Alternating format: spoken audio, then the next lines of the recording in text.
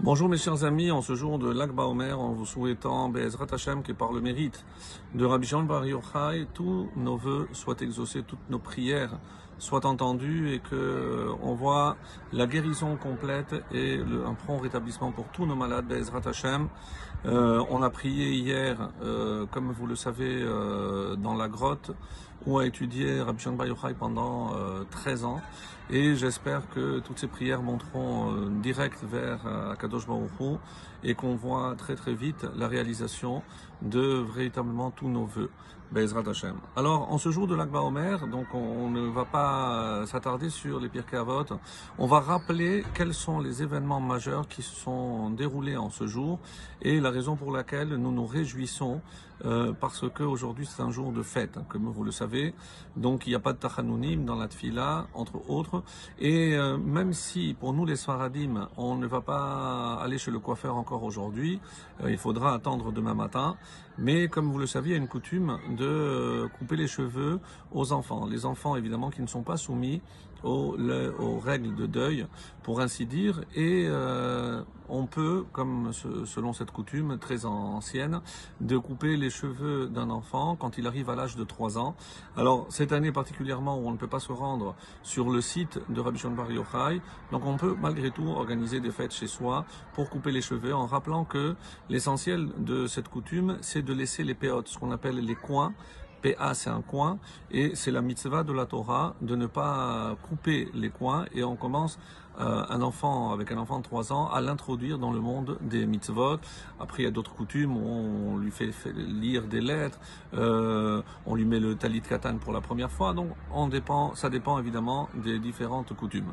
Alors, quelles sont les raisons? C'est comme ça que c'est rapporté. La première, évidemment, c'est Pasku Talmidei Chachamim, Talmidei Rabbi Akiva, Lamut. Donc c'est le jour où l'épidémie s'est arrêtée, il n'y a plus eu de mort parmi les élèves de Rabbi Akiva. Beyomze itril lelamed Rabbi Akiva Torah le Talmidav Achadashim, et c'est en ce jour aussi où il a perdu tous ses élèves qu'il a continué, il a cherché à nouveau 5 nouveaux élèves et il a commencé à leur enseigner, qui étaient Rabbi Meir Balanez, Rabbi Yehuda, Rabbi Elazar ben Shamoa, Rabbi Shimon Bar Yochai, bien entendu, et Rabbi Yossi.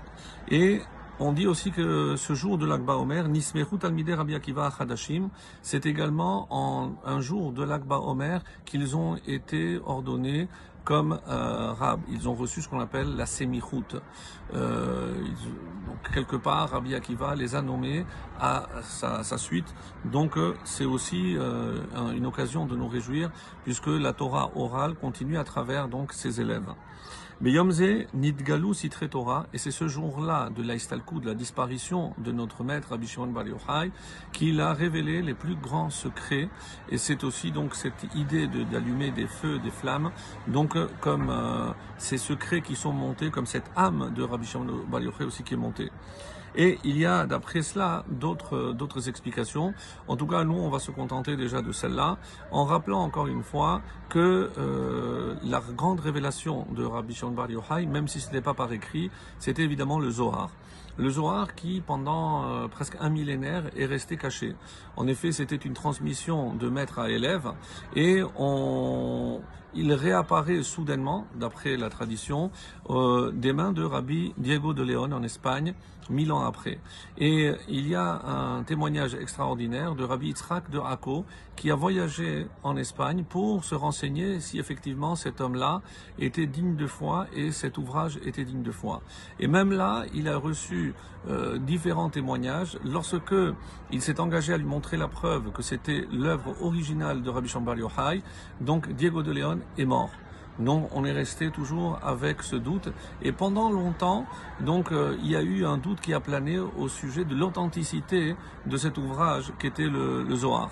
Et c'est assez étonnant, mais c'est arrivé aussi avec Rabbi Moshe Chaim Luzzatto, un autre grand kabbaliste qui a été aussi contesté pendant longtemps, et on verra que à chaque fois il y a comme quelque part un flou qui apparaît lorsqu'il s'agit des œuvres majeures.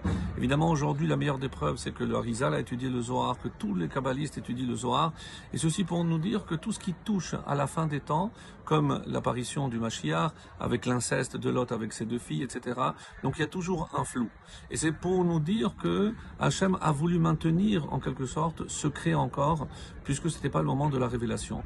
Alors là, encore maintenant aujourd'hui, on a cette chance, c'est-à-dire qu'on est déjà, comme c'est marqué, Hachem oz le'amoyiten, Hachem donnera la force à son peuple, En oz et la Torah. Il donnera cette force. Et c'est quoi cette force? De savoir que la Torah qu'on a, comme on le verra ce Shabbat d'ailleurs, dès qu'on termine, on dit Chazak. Et qu'est-ce que c'est Chazak? On doit se renforcer pour continuer. C'est vrai. Mais Chazak, c'est les initiales de Chassidout. Donc la Chassidout qui est une vulgarisation de la Kabbalah en quelque sorte. Le Zayin, c'est le Zohar, et le Kouf, c'est la Kabbalah.